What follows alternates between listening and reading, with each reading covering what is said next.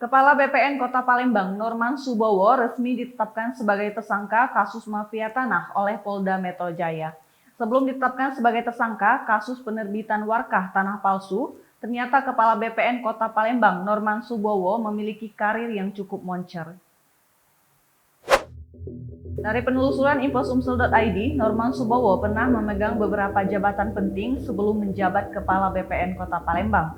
Norman Subowo lahir di Bandung tanggal 24 Februari 1972. Alumni Institut Teknologi Bandung ini memiliki karir yang cukup bagus di BPN sejak tahun 2018. Di mana Norman Subowo memulai karir jabatan di BPN sebagai kasih di beberapa daerah seperti Surabaya, Malang, Purwakarta, Sumedang, dan Bekasi. Pada 2021, Norman Subowo mengikuti seleksi jabatan pimpinan tinggi Pratama untuk mengisi jabatan Kepala BPN Kota Palembang.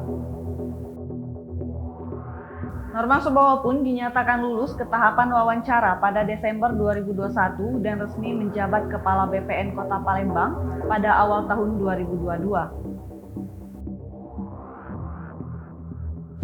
Namun sangat disayangkan karir mentereng Norman Subowo sebagai Kepala BPN Kota Palembang harus terhenti pada bulan Juli tahun 2022. Norman ditangkap dan ditetapkan sebagai tersangka oleh Polda Metro Jaya karena terlibat dalam kasus mafia tanah.